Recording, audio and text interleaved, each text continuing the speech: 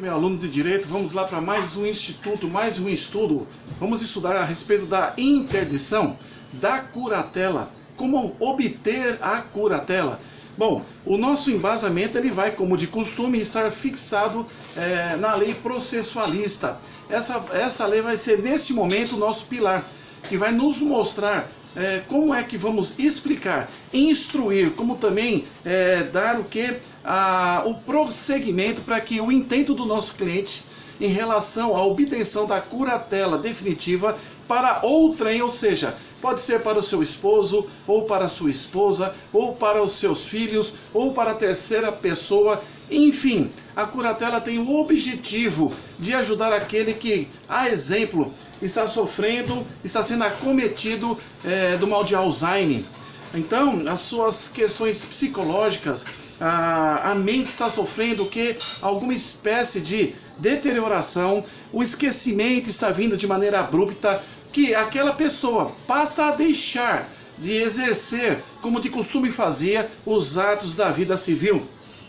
Como também a síndrome de Asperger, onde você percebe uma dificuldade e, nesse sentido, em respeito àquela pessoa, em amor àquele teu ente querido, a exemplo, o seu parente, na condição de pai, de mãe, de filho, os filhos preocupados com a enfermidade de seus pais, ou do pai ou da mãe, os pais com seu filho, enfim, os avós com o neto, alguém que realmente perceba que um dos entes da família necessita de um apoio, de uma assistência, de um representante legal, é através da interdição, desde que devidamente cobrada, se obtém então uma curatela, denominada a curatela definitiva, para que realmente esta pessoa, esse requerente, possa administrar, possa tocar em prol daquela pessoa como uma patologia que a levou a não exercer mais na excelência os atos da vida civil.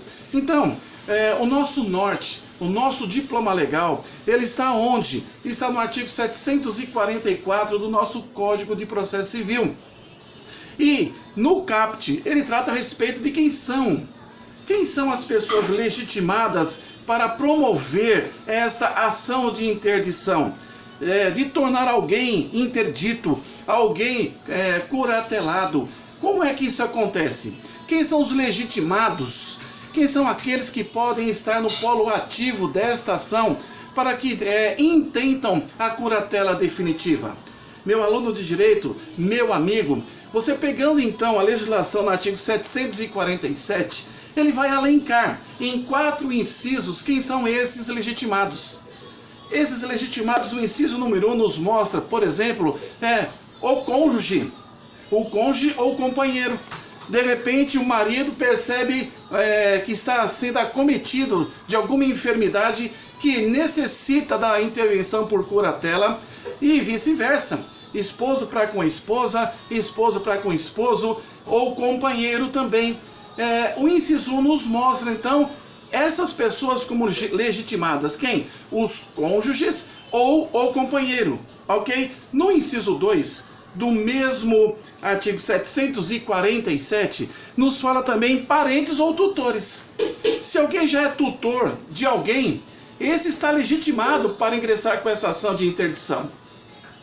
De repente, um parente, esse parente pode assim fazer vezes nesse sentido para a obtenção da curatela definitiva, para ajudar um dos seus entes queridos. O inciso 3, ele abre o leque de legitimados no polo ativo, que seriam então aquelas entidades, aqueles abrigos que dão assistência às crianças e os adolescentes. E esses também recebem, por lei, a legitimação para ingressar com a ação de interdição de alguma criança, de algum adolescente, como, por final, no seu inciso 4, nós temos o Ministério Público, que é o fiscal da ordem pública, aquele que, na sua petição inicial, estará lá no final, como pedido, que o Ministério Público possa então estar de início a fim dando assistência que lhe é competente nesta ação de interdição.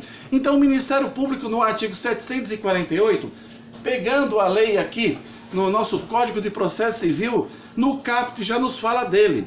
O Ministério Público só promoverá interdição em caso de doença mental grave. Então, o Ministério Público é aquele que estará nessa relação processual jurídica e ele então estará observando se de fato aquele suposto interditando no polo passivo da ação realmente ele está passando por uma doença mental muito considerável. Então é muito bom, porque como fiscal da lei, ele está atento junto com o juiz, junto com os assistentes, junto com os advogados, para que deveras aquela pessoa, se de fato estiver patologicamente, através de laudos apropriados, laudos de equipe multidisciplinar, conferindo e confirmando, ratificando aquela enfermidade, o Ministério Público é um dos legitimados que vai dar então em sua cota um entendimento favorável para o quê? Para a concessão da curatela definitiva para aquele que intentou esta ação. Os 747 e seguintes são os artigos que estaremos estudando, observando, que nos dará uma visão ampla a respeito desse procedimento de interdição baseado na força da letra. O 747 nos diz então quais são os legitimados. São esses. E o Ministério Público, então, ele está ali como um fiscal da ordem pública. Pois bem, ok? Ficou claro? Bom. A incumbência do autor na petição inicial. Uma vez que é uma condição judicial, através de uma demanda judicial, nós precisamos observar quais as incumbências, quais as especificações que precisamos estar atentos nesse sentido.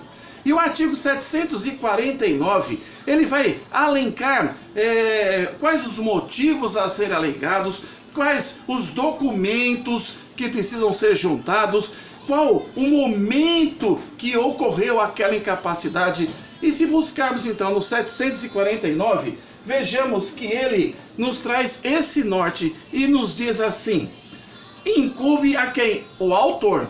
Então o autor tem uma incumbência quando ele estará peticionando no corpo do seu documento, da sua exordial. Qual a incumbência do autor na petição inicial?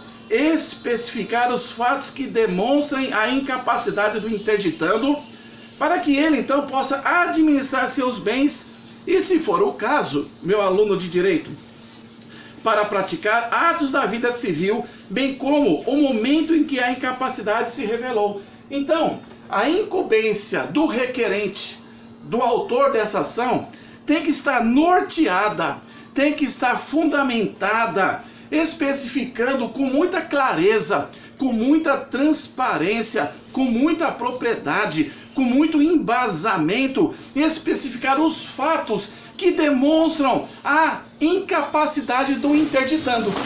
Então, nesse sentido, preste bem, quando você entrou com a ação, já colocando no polo de réu o nome daquele que você pretende a interdição, então nós temos o requerente e temos o que? O interditando.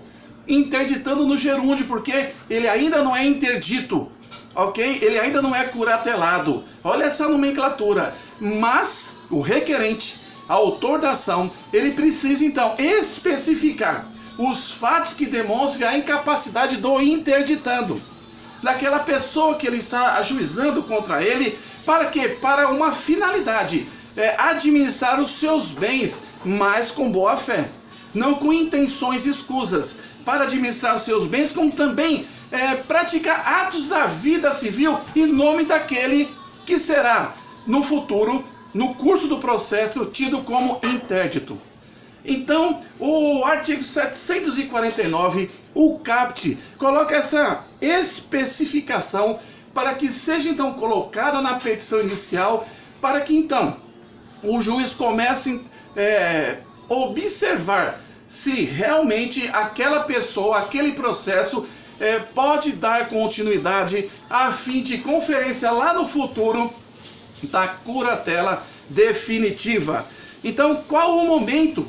Olha, passou a acontecer aproximadamente há 6 meses atrás, há um ano atrás, vem crescendo demasiadamente, a exemplo da doença de mal de Alzheimer. O esquecimento começou a ficar notório a todos os familiares, esquecendo a chave de casa, esquecendo o nome dos filhos, esquecendo o nome do esposo, deixando a panela no fogo, enfim, fazendo coisas absurdas que de costume e excelência nunca foram feitas. Enfim, mediante o quadro clínico, a tipicidade, daquela enfermidade, você deve então, nos fatos, relatar para que o juiz comece a entender qual o ensejo que levou essa possibilidade de que...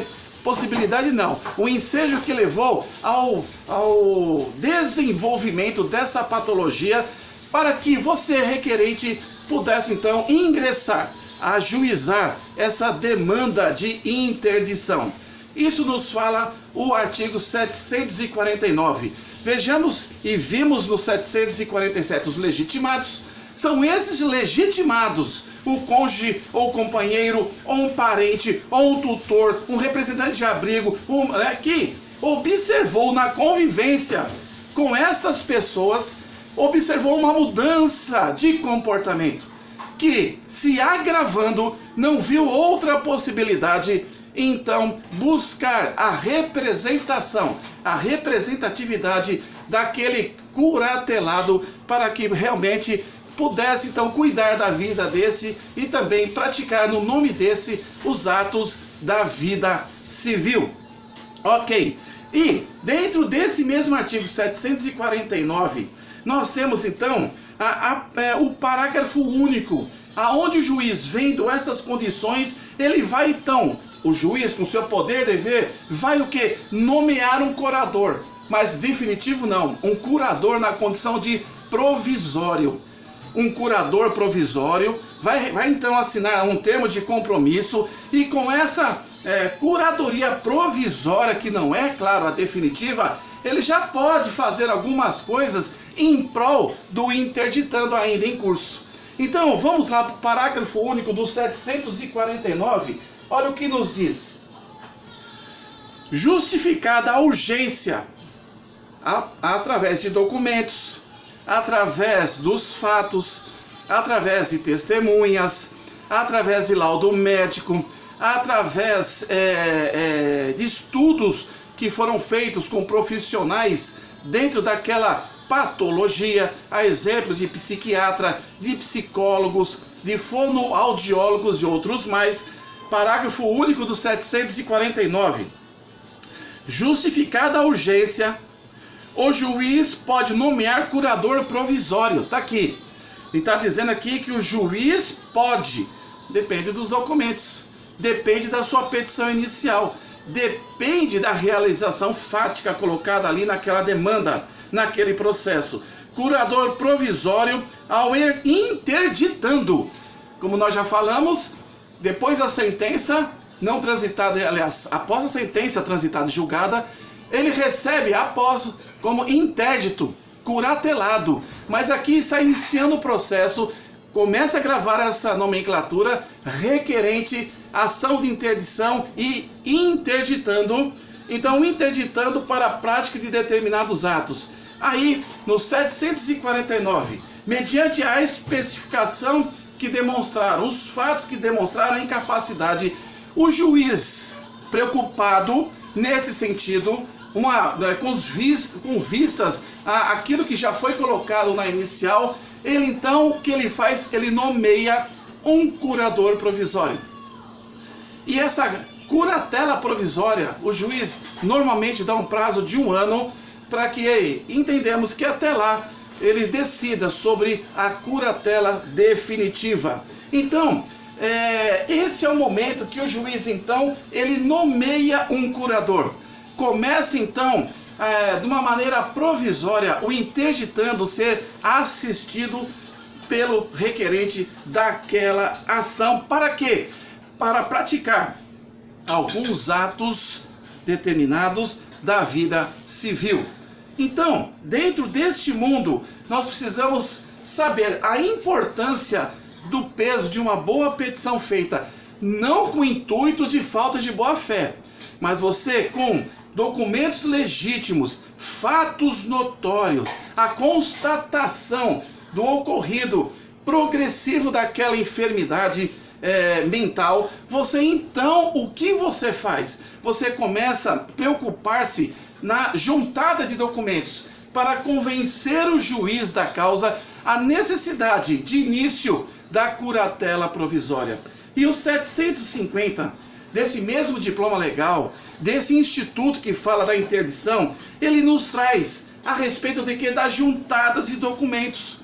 Então, se nós estamos alegando no texto da petição inicial de interdição, nós precisamos provar, e com essa prova dará ensejo, no parágrafo anterior do 749, nos dará ensejo a recepção provisória da curatela. Você conseguirá para o seu cliente essa curatela provisória. Depende do que? Se você realmente convencer o juiz com a parte instrutória além das alegações. Então você alegou, você mostrou, você especificou os fatos que demonstraram a incapacidade do interditando para administrar seus bens, e você, de boa fé, justifica que você pretende dar essa assistência para a continuidade dos atos que, infelizmente, pela progressão patológica, o interditando não pode mais fazer. O 750 nos mostra o seguinte do CPC. O requerente deverá juntar laudo médico para fazer prova de suas alegações ou informar a impossibilidade de fazê-lo. Enfim, vamos no primeiro período ao que nos interessa. Então, o requerente deverá juntar laudos médicos. Antes de você ingressar com essa ação, é importante que você já tenha levado o interditando, o seu ente querido, a pessoa que você busca a curatela definitiva, para os órgãos competentes, para médicos especializados dentro daquela patologia, por exemplo, mal de Alzheimer, quando trata-se de Asperger também, tem que levá-los para que você comece a colher documentos. Então você pode ter documentos de um psicólogo, um laudo. Esse psicólogo pode encaminhar para um psiquiatra, tem outro laudo. Eles podem então ali, além de relatar, né, o CID daquela doença, que isso importa bastante quando você então for justificar em alegações, mencionar o CID daquela patologia, que quem deu não foi você que escolheu, foi um profissional especializado na área psíquica.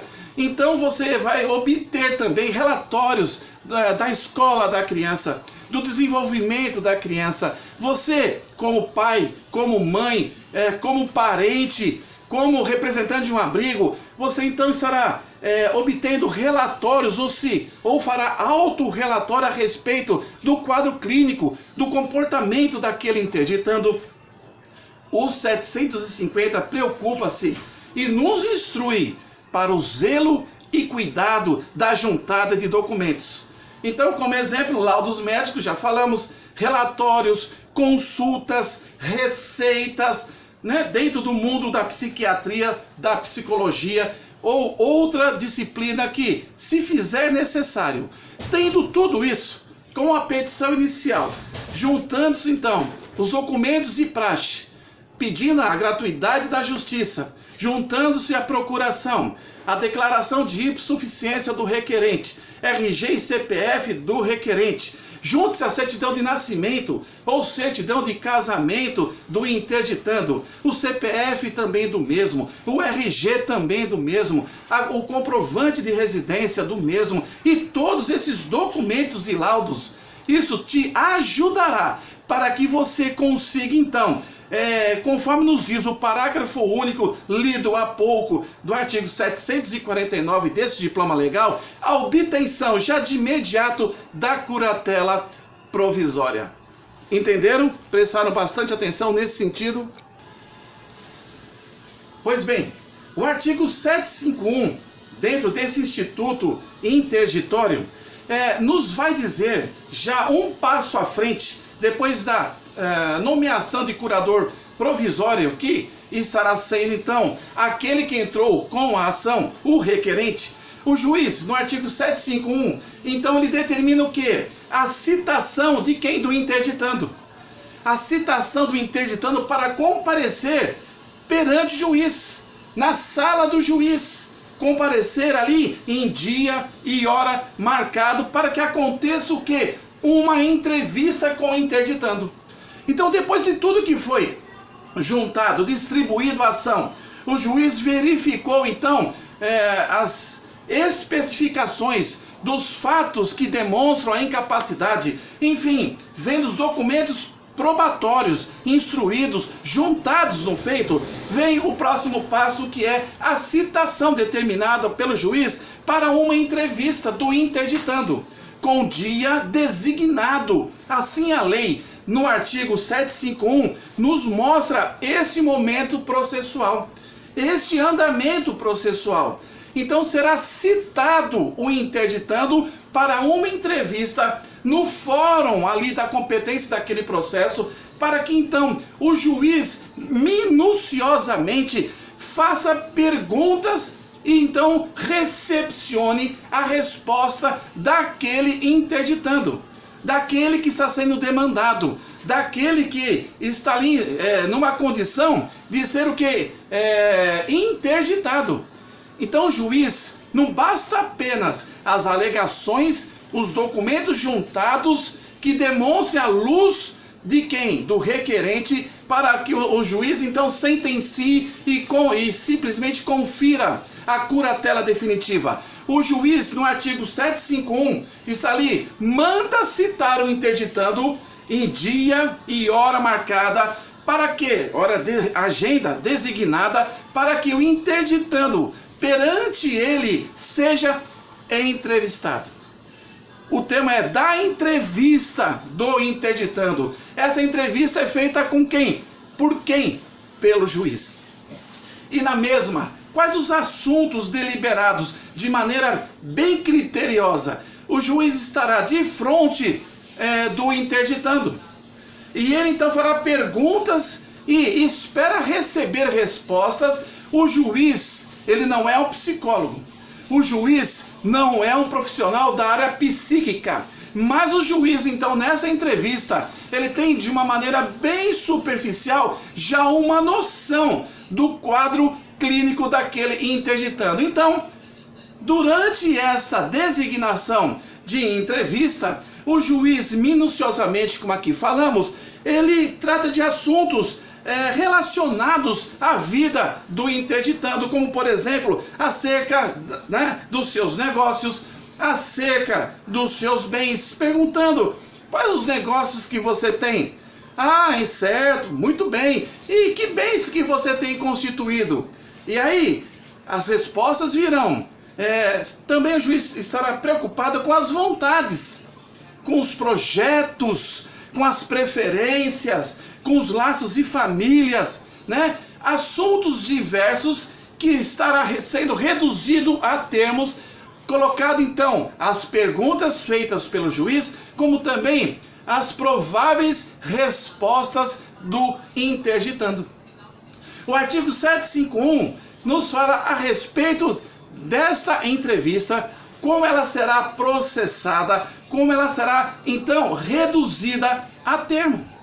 Então, o objetivo do juiz, como aqui falamos, é observar a capacidade para os atos da vida civil.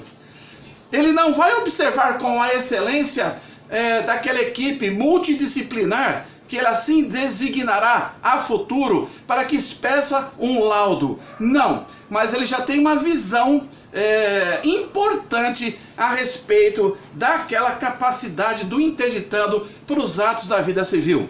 Então, quando o juiz perguntar a respeito dos negócios e ele não lembrar de nada, olha aí o exemplo do mal de Alzheimer, ele não expressa vontade própria, não fala nada com nada. Se o juiz perguntar se aquela pessoa é casada, não sabe. O nome do cônjuge, não sabe. Quantos filhos tem? Não sabe. Os laços de família, nem consegue expressar. O juiz já está tendo então uma visão, está somatizando as alegações, a base instrutória documental, relatórios, laudos, exames e mais essa entrevista. O juiz para por aí não. O processo de interdição ele é criterioso, porque para tornar alguém interditado, curatelado, é algo que tem que ser feito com muita cautela e muita calma, munido de documentos, munido de procedimentos que de fato, incontestavelmente, demonstre a necessidade de interditar aquela pessoa. Pois bem, então nesta entrevista, vamos aí para o 751, parágrafo 2º, né? O parágrafo 2º nos fala o seguinte, que pode ser acompanhados de profissionais especializados. Então, o juiz nessa entrevista, naquele dia designado, ele pode ter ao seu lado profissionais dessa equipe multidisciplinar nomeados ali pelo juiz, para que possa dar uma assistência ao juiz. Isso é o que nos fala então o parágrafo 2º. O parágrafo 5º diz que durante a entrevista é assegurado o emprego de recursos tecnológicos capazes de auxiliar o interditando. Então, o juiz, ele pode fazer a entrevista, ele pode ser assessorado por profissionais especializados dentro daquele mundo que ele já está vendo nas alegações, na petição inicial, como também, durante a entrevista, ele pode ter o quê? Ele pode ter, ele deve, na verdade, junto com essa equipe, assegurar o emprego de recursos tecnológicos capazes de auxiliar o interditado. Aliás, o interditando. Isso nos fala a respeito do artigo 751. Olha a importância dessa entrevista. E a critério do juiz, o juiz então ele poderá fazer o quê? Ele poderá requisitar quem? Para a oitiva, para falar a respeito, não basear-se apenas nas alegações iniciais postas no papel. Não apenas os documentos inseridos no feito. Não apenas nas perguntas minuciosas feitas com expectativa de respostas pelo juiz da ação. Então o juiz ele pode, no artigo 751, no mesmo diploma da entrevista, no seu parágrafo 4º, requisitar o quê? A oitiva de parentes e pessoas próximas. Então, como nós já falamos, a preocupação nessa ação de interditar alguém, o juiz tem uma grande preocupação, e quanto mais provas, quanto mais documentos, quanto mais recursos tecnológicos, quanto mais posicionamento, laudos e pareceres de profissionais que conhecem aquela área, o juiz estará perseguindo, o juiz estará passo a passo buscando para que ele tire o seu convencimento para então decretação da interdição daquela pessoa. Isso é muito interessante, essa entrevista, esse momento de comparecimento do interditando à sala do juiz. Então, como matéria introdutória, nós falamos até esse momento nesse vídeo e estaremos encerrando para a abertura de um novo vídeo, dando início a uma outra fase processual, que então seria o quê? A fase de impugnação do interditando, o prazo que ele tem para essa impugnação, como também outros procedimentos que vai então constituindo, né, a ação de interdição. Que Deus abençoe sua vida e fique atento no próximo vídeo. E se você sentir então o desejo, inscreva-se neste canal para receber novos institutos, novos estudos, a exemplo desse que trata a respeito de interdição. Obrigado.